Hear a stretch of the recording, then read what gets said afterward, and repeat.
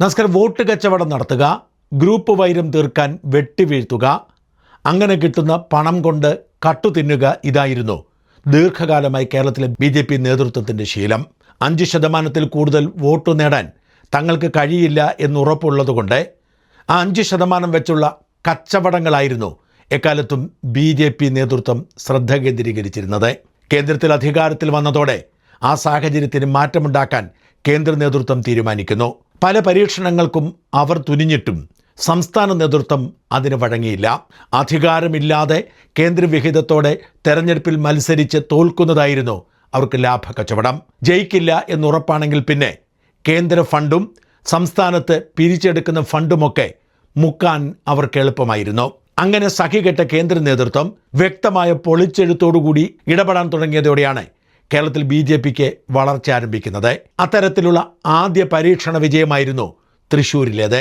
പിന്നീട് എല്ലാവരെയും ഞെട്ടിച്ചുകൊണ്ട് രാജീവ് ചന്ദ്രശേഖർ എന്ന പ്രൊഫഷണലിനെ സംസ്ഥാന അധ്യക്ഷനാക്കി ചടുലമായ നീക്കങ്ങൾ നടത്തി. അതിൻ്റെ ഫലമായി ഇന്ന് ഒരു MPയും 3 MLAമാരും ഒരു സുപ്രധാനമായ കോർപ്പറേഷൻ്റെ മേയർ സ്ഥാനവും BJP സ്വന്തമാക്കി. Winnability BJP തെളിയിച്ചിരിക്കുന്നു.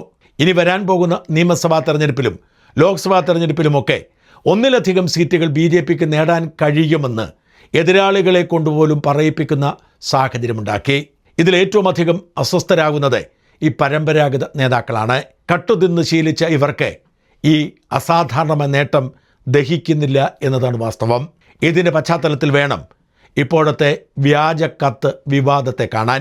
2021 തെരഞ്ഞെടുപ്പിന് വേണ്ടി കോടികളാണ് സംസ്ഥാന തെരഞ്ഞെടുപ്പ് ഫണ്ടിലേക്ക് കേന്ദ്ര നേതൃത്വം കൊടുത്തുവിട്ടത്. ആ പണം വിതരണം ചെയ്യുന്നതിനിടയിൽ ഹൈവേയിൽ വെച്ച് കൊള്ളയടിക്കപ്പെടുകയാണ്. ആദ്യം സേലത്ത് വെച്ച് ഏതാണ്ട് 44 കോടി രൂപ കൊള്ളയടിക്കപ്പെട്ടെങ്കിൽ പിന്നീട് തൃശ്ശൂർ കൊടകരയിൽ വെച്ച് 3 കോടിയിലധികം രൂപ കൊള്ളയടിക്കപ്പെടുന്നു. ഈ കൊള്ള നടന്നിട്ട് ഏതാണ്ട് ഒരാഴ്ചയോളം അതേക്കുറിച്ച് പോലീസിൽ പോലും ഇവർ പരാതിപ്പെട്ടില്ല. പോലീസിൽ പരാതിപ്പെട്ടതുപോലും 25 ലക്ഷം രൂപ കൊള്ളയടിച്ചു എന്നാണ്. അന്നത്തെ ചുമതലപ്പെട്ടവർക്കറിയാതെ ഒരിക്കലും ഇത്തരമൊരു കൊള്ളയടി നടക്കില്ല എന്ന് തീർച്ചയാണ്. എന്നാൽ ഭരിച്ചത് പിണറായി ആയിരുന്നതുകൊണ്ട് ആ കേസ് തേച്ചു മായ്ച്ചു കളഞ്ഞു. ഈ നിയമസഭാ തെരഞ്ഞെടുപ്പ് വന്നപ്പോൾ നിയന്ത്രിച്ചിരുന്നത് രാജീവ് ചന്ദ്രശേഖർ ആയതുകൊണ്ട് കൊള്ളയടിക്കാർക്ക് കഴിഞ്ഞ തവണത്തെ പോലെ കാശ് അടിച്ചു മാറ്റാൻ കഴിഞ്ഞില്ല. അതുകൊണ്ട് അവർ അസ്വസ്ഥരാകുന്നു.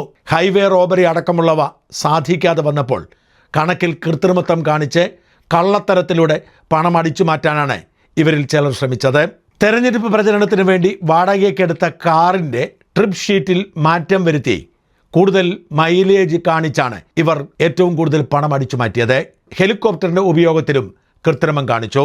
3 ഹെലികോപ്റ്റർ വാടകയ്ക്കെടുത്ത് 42 മണിക്കൂർ പറന്നിട്ട് 136 മണിക്കൂർ എന്ന് കണക്കുകൂട്ടി ലക്ഷങ്ങളാണ് ഇവർ അടിച്ചു മാറ്റിയത്. കേന്ദ്രം അയച്ചു തരുന്ന കൊടികൾ വൈകുമെന്ന് പറഞ്ഞ് 3.5 കോടി കൊടികൾക്ക് ഓർഡർ ചെയ്തും ലക്ഷങ്ങൾ അടിച്ചു മാറ്റി. എന്നാൽ പ്രസിഡന്റ് രാജീവ് ചന്ദ്രശേഖർ ആയതുകൊണ്ട് അന്വേഷണത്തിൽ ഇത് കണ്ടെത്തുകയും കൊള്ള നടത്തിയവർക്കെതിരെ നടപടിയെടുക്കാൻ തീരുമാനിക്കുകയും ചെയ്തു. ഈ അന്വേഷണത്തെക്കുറിച്ച് മാധ്യമങ്ങൾ അറിയുന്നു. ഈ മോഷണം രാജീവ് ചന്ദ്രശേഖരുടെ തലയിൽ വയ്ക്കാനായിരുന്നു ചില കുത്തിത്തിരിപ്പുകാരുടെ നീക്കം. എന്നാൽ രാജീവ് ചന്ദ്രശേഖർ ചെയ്തത് അന്വേഷണം നടത്തി കണ്ടെത്തി നടപടിയെടുക്കുകയായിരുന്നു എന്ന് തിരിച്ചറിഞ്ഞതോടെ അതിലും അട്ടിമറി നടത്താൻ ചിലർ നീക്കം നടത്തി. തക്കം പാർത്തിരുന്ന് രാജീവ് ചന്ദ്രശേഖരെ അട്ടിമറിക്കാൻ കാത്തിരുന്നവർ ഇത് ഒരു അവസരമാക്കിയെടുത്ത് രംഗത്തിറങ്ങി. ഇതിനിടയിലാണ് 3 നേതാക്കൾക്കെതിരെ അച്ചടക്ക നടപടി എടുത്ത് അതീവ രഹസ്യമായി രാജീവ് ചന്ദ്രശേഖർ സർക്കുലർ ഇറക്കുന്നത്. ഈ സർക്കുലർ പുറത്തു പോവാതിരിക്കാൻ ശ്രദ്ധിച്ചെങ്കിലും രാജീവ് ചന്ദ്രശേഖരെയും അദ്ദേഹത്തെ പിന്തുണയ്ക്കുന്നവരെയും കുരിശിലേറ്റാൻ കാത്തിരുന്ന ചിലർ തന്നെ ഇതെടുത്ത് കളർ മാറ്റി മറുനാടൻ അയച്ചു തരുന്നു. ഞങ്ങളുടെ അന്വേഷണത്തിൽ അങ്ങനെ ഒരു അച്ചടക്ക നടപടി നടന്നതുകൊണ്ട് ഞങ്ങളത് പ്രസിദ്ധീകരിക്കുന്നു. എന്നാൽ ഇതൊരു കെണിയാണെന്ന് പിന്നീടാണ് ഞങ്ങൾക്ക് ബോധ്യപ്പെടുന്നത്. അച്ചടക്ക നടപടി എടുത്തുകൊണ്ടുള്ള രാജീവ് ചന്ദ്രശേഖരൻ്റെ കത്ത് AI വഴി ചില പരിഷ്കാരങ്ങൾ വരുത്തി കളർ മാറ്റിയായിരുന്നു ഞങ്ങൾക്ക് അയച്ചു തന്നത്. അച്ചടക്ക നടപടിയെക്കുറിച്ച് അന്വേഷിച്ചപ്പോൾ അത് വാസ്തവമാണ് എന്ന് തിരിച്ചറിഞ്ഞ് ഞങ്ങളടക്കം ചില മാധ്യമങ്ങൾ ഇത് ഉപയോഗിക്കുന്നു. അപ്പോഴേക്കും ഇക്കൂട്ടർ വ്യാജ വാർത്ത എന്ന് പറഞ്ഞ് രംഗത്തിറങ്ങുന്നു. നിർഭാഗ്യവശാൽ ഒരു കാലത്ത് രാജീവ് ചന്ദ്രശേഖരുമായി അടുപ്പമുണ്ടായിരുന്ന പിന്നീട് മാനസികമായി അകന്നു നിൽക്കുന്ന യുവ നേതാവ് യുവരാജ് ഗോകുല് പോലും ഈ കെണിയിൽ വീണു.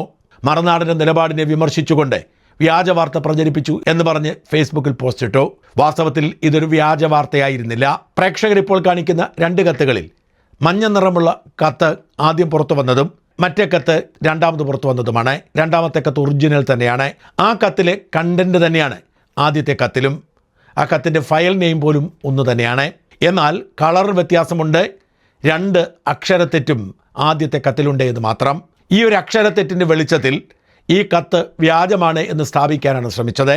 എന്നാൽ രണ്ടാമത്തെ കത്ത് വാസ്തവമാണ്. ആദ്യത്തെ കത്തിലും രണ്ടാമത്തെ കത്തിലുമുള്ളത് ഒരേ കണ്ടന്റ് തന്നെയാണ്.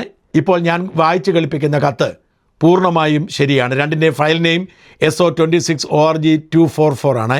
BJP സംസ്ഥാന അച്ചടക്ക സമിതിയുടെ ശുപാർശയുടെ അടിസ്ഥാനത്തിൽ താഴെ പറയുന്ന വ്യക്തികളെ പാർട്ടിയുടെ എല്ലാവിധ സംഘടനാ ചുമതലകളിൽ നിന്നും നീക്കിയിരിക്കുന്നു. ശ്രീമതി അഞ്ജന MP, സംസ്ഥാന സെക്രട്ടറി; ശ്രീ പാങ്ങാപ്പാറ രാജീവ്, സംസ്ഥാന കമ്മിറ്റി അംഗം; ശ്രീ പള്ളിപ്പുറം വിജയകുമാർ, തിരുവനന്തപുരം മേഖലാ സെക്രട്ടറി.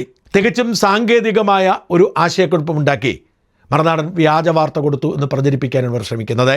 വാസ്തവത്തിൽ രാജീവ് ചന്ദ്രശേഖരെ കുരുക്കാനും രാജീവ് ചന്ദ്രശേഖരൻ്റെ കീഴിൽ അഴിമതി നടന്നു എന്ന് സ്ഥാപിക്കാനും രാജീവിനോട് എതിർപ്പുള്ള ചില നടത്തിയ കുത്തിത്തിരിപ്പിൻ്റെ പ്രതിഫലനമാണിത്.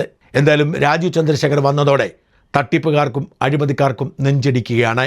ഇവർ തന്നെയായിരുന്നു കമ്പനി CEO പോലെ ആർക്കും വിശ്രമമില്ലാതെ പണിയെടുപ്പിക്കുന്നു എന്ന് പറഞ്ഞ് പരാതിപ്പെട്ടത്. മുഴുവൻ പ്രവർത്തകർക്കും മുഴുവൻ പ്രാദേശിക നേതാക്കൾക്കും പണിയെടുത്താൽ മാത്രമേ സ്ഥാനം കിട്ടുമെന്ന സാഹചര്യം രാജീവ് ഉണ്ടാക്കിയിട്ടുണ്ട്. അതിൻ്റെ ഫലമാണ് രാജീവ് ചന്ദ്രശേഖർ 3 നിയമസഭാ സീറ്റിലൂടെ നേടിയെടുത്തതും. ആ ഫലം തട്ടിത്തെറിപ്പിച്ച് രാജീവിനെ നാണം കെടുത്താൻ നടത്തുന്ന നീക്കങ്ങൾക്കേറ്റ തിരിച്ചടിയാണ് വാസ്തവത്തിൽ ഈ ഒറിജിനൽ കത്ത് പുറത്തു വന്നപ്പോൾ വ്യക്തമാകുന്നത്.